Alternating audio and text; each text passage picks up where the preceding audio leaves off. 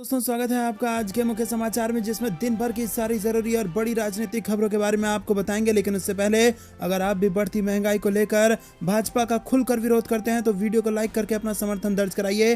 Channel पर नए हैं तो लाल बटन को दबा के चैनल को सब्सक्राइब कीजिए और घंटी बजाकर कमेंट में लिखिए जय हिंद। दोस्तों रुक करते हैं तमाम बड़ी खबरों की। 5 राज्यों में जो चुनाव के नतीजा है, उसके बाद 4 राज्यों में जब भाजपा की सरकार बनी, उसके बाद अब उत्तर प्रदेश में भाजपा की मुश्किलें बढ़ती जा रही हैं। अखिलेश यादव के बाद अब मायावती ने यूपी सरकार पर निशाना साधा है और कानून व्यवस्था को लेकर सवाल उठाया है। जी हां दोस्तों, समाजवादी पार्टी के प्रमुख अखिलेश यादव के बाद अब बसपा सुप्रीमो मायावती ने भी यूपी सरकार पर निशाना साधा है और रामनवमी के दौरान मध्य प्रदेश के खरगोन में हिंसा की घटनाओं के अलावा राजस्थान और गुजरात में हिंसा की घटनाओं का जिक्र करते हुए बसपा प्रमुख मायावती ने देश में कानून व्यवस्था को लेकर सवाल खड़े किए हैं और उन्होंने भाजपा और कांग्रेस पर निशाना साधा है। इसी बीच उन्होंने उत्तर प्रदेश में कानून व्यवस्था पर भी सवाल उठाए हैं। रुक करते हैं अगली बड़ी खबर की तरफ। रामनवमी के जुलूस के दौरान भड़काऊ भाषण देने के मामले में भाजपा एमएलए राजा सिंह के खिलाफ केस दर्ज। जी हां दोस्तों, हैदराबाद पुलिस ने मंगलवार को भाजपा एमएलए टी राजा सिंह के खिलाफ रामनवमी के पर्व पर आयोजित एक रैली के दौरान की गई कथित भड़काऊ टिप्पणी के लिए केस दर्ज किया है।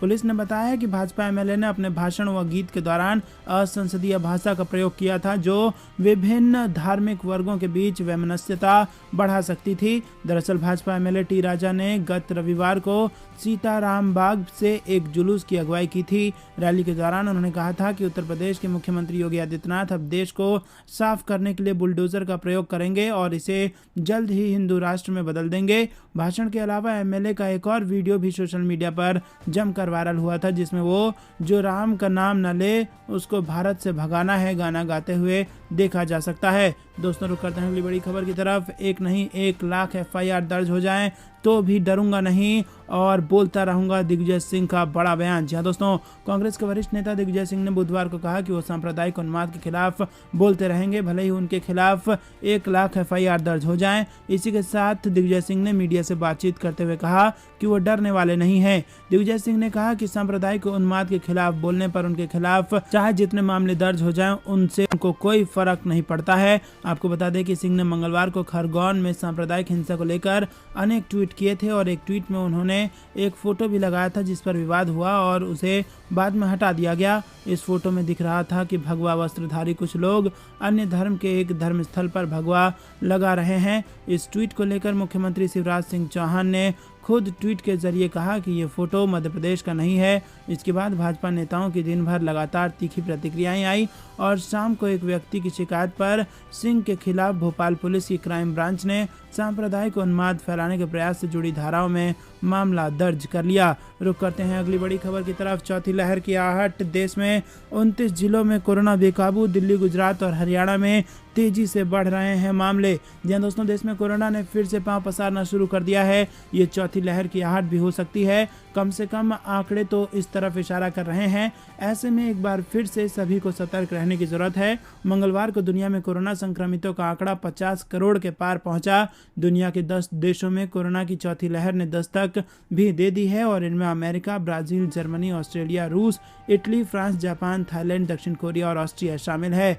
और अब भारत के आंकड़े भी डरा रहे हैं। पिछले 28 दिनों के अंदर देश में 5474 लोगों की मौत हुई है और इस बीच 40,866 लोग संक्रमित पाए गए हैं। हालांकि राहत की बात यह है कि इन 4 हफ्तों में संक्रमण से 58,158 लोग ठीक भी हुए हैं। केंद्रीय स्वास्थ्य मंत्रालय के अनुसार देश में 29 जिलों में कोरोना बेकाबू है, यानी इन जिलों में पॉजिटिविटी रेट 5% से ज़्यादा है। केरल के 14 जिलों में हालात सबसे ज़्यादा खराब हैं और इन सभी जिलों में 10% से ज़्यादा पॉजिटिविटी रेट है। मतलब अगर 100 लोगों की जांच हो रही है तो उनमें से 10 से ज़्यादा लोग संक्रमित पाए जा रहे हैं। और इसी तरह मिजोरम के 7 जिलों में पॉजिटिविटी रेट 10% से ज़्यादा और 3 जिलों में 5 से 10% पॉजिटिविटी रेट है। रुक करते हैं अगली बड़ी खबर की तरफ। ओला और उबेर से सफ़र हुआ महंगा, सस्ता नहीं हुआ ईंधन तो 18 अप्रैल से ड्राइवर यूनियन करेंगे हड़ताल। जहां दोस्तों, भारत में पेट्रोल, डीजल और सीएनजी की कीमत लगातार बढ़ती जा रही है। ईंधन की बढ़ती कीमतों से हर कोई परेशान है और इसका असर देश के बड़े कैब एग्रीगेटर्स जैसे कि ओला और उबेर पर भी देखने को मिल रहा है। ईंधन की बढ़ी कीमतों के चलते उबर और ओला के ड्राइवर लगातार मांग कर रहे हैं कि कैब सर्विस की दरें बढ़ाई जाएं। ओला और उबर ड्राइवर समेत ड्राइवर यूनियनों ने बताया कि अगर ईंधन की कीमतों में कमी नहीं की गई तो वो 18 अप्रैल से अनिश्चितकालीन हड़ताल करेंगे। हालांकि उबर और ओला ने अपने ड्राइवरों की मांग को स्वीकार करते हुए कैब सर्विस के दरों को कुछ फीसदी तक बढ़ाया है। दोस्तों, आपको बता दें कि ड्राइवर यूनियनों ने चेतावनी दी है कि अगर सरकार फ्यूल प्राइस को कम नहीं करती है तो सभी ड्राइवर यूनियन मिलकर इसके खिलाफ प्रदर्शन करेंगे और इसके लिए उन्होंने सरकार को 6 दिन का अल्टीमेटम दे दिया है। वहीं आपको बता दें कि ड्राइवर यूनियनों ने सीएनजी, पेट्रोल और डीजल की कीमतों में कमी या शहर में चलने वाले ऑटो रिक्शा, कैब और पर्यटन वाहनों जैसे यात्री वाहनों के लिए ईंधन शुल्क में छूट की मांग की है। रुक करते हैं अगली बड़ी खबर की तरफ, जो कि मध्य प्रदेश से आ रही है। रामनवमी पर बवाल के आरोपियों के घर टूटने से भड़के ओवैसी, कहा ये सरकार की है नाकामी। जी हाँ दोस्तों, आपको बता दें कि मध्य प्रदेश के खरगोन जिले में रामनवमी के जुलूस के दौरान उपद्रव में शामिल आरोपियों के घर को जमींदोज कर दिया गया। वहीं बड़वानी के उपद्रवियों की पहचान हो गई है और इस मामले में एआईएमआईएम प्रमुख असदुद्दीन ओवैसी ने घटना की निंदा करते हुए आरोपियों पर हुई कार्रवाई को लेकर सीएम शिवराज सिंह चौहान पर निशाना साधा है। रुक करते हैं अगली बड़ी खबर की तरफ। संजय राउत का एमएनएस को करारा जवाब, बोले शिवसेना के खून में है हिंदुत्व, राज ठाकरे बन गए हैं बीजेपी का लाउड स्पीकर। जी हाँ दोस्तों, महाराष्ट्र नवनिर्माण सेना की तरफ से लाउड स्पीकर बंद करने को लेकर जिस तरह की लगातार धमकी दी जा रही है, उसके बाद शिवसेना ने उस पर करारा हमला बोला है। शिवसेना नेता और राज्यसभा सांसद संजय राउत ने कहा राज ठाकरे को आड़े हाथों लेते हुए उन्हें बीजेपी का लाउड स्पीकर करार दिया। संजय राउत ने कहा कि ये जो लाउड स्पीकर बज रहा है आजकल, ये भाजपा का ही भोपू है, ये सबको पता है। ईडी की कार्रवाई से अभय मिले, इसीलिए ये आजकल बीजेपी की भाषा बोल रहे हैं। शिवसेना नेता ने आगे कहा कि बीजेपी जब खुद शाम ठाकरे के रूप में लाउड स्पीकर को आगे कर दिया। उन्होंने आगे कहा कि ईडी की कार्रवाई से छूट मिलने के बाद राज ठाकरे का भोंगा शुरू हो गया। उन्होंने किरीट सोमैया पर दिए अपने बयान को बिल्कुल जायज ठहराया और राउत ने कहा कि किरीट सोमैया जैसे व्यक्ति के बारे में गाली गलौज की भाषा बोलकर मैंने कुछ गलत नहीं किया। यही किरीट सोमैया कोर्ट गए थे कि महाराष्ट्र की दुकानों पर मराठी भाषा का बोर्ड ना हो। उन्होंने कहा कि ये किरीट सोमैया मराठी भाषा का हितैषी नहीं है। इसी किरीट सोमैया ने मुंबई को महाराष्ट्र से अलग करने की रणनीति रची थी। दोस्तों, रुक करते हैं अगली बड़ी खबर की तरफ, जो कि हिमाचल प्रदेश से आ रही है। बीजेपी की सेंधमारी को आम आदमी पार्टी ने बताया बौखलाहट, फोन टैपिंग का लगाया आरोप। जी हाँ दोस्तों, हिमाचल प्रदेश में सियासी जमीन तलाश रही आम आदमी पार्टी में बीजेपी ने जबरदस्त सेंध। आम आदमी पार्टी के प्रदेश अध्यक्ष समेत कई नेताओं ने भाजपा का दामन थाम लिया है। इस सेंधमारी पर आम आदमी पार्टी का कहना है कि भाजपा में बौखलाहट है। आम आदमी पार्टी का कहना है कि प्रदेश की राजनीति में आम आदमी पार्टी की दस्तक देते ही कि आने वाले विधानसभा चुनाव में आम आदमी पार्टी प्रदेश में अपनी सरकार बना लेगी।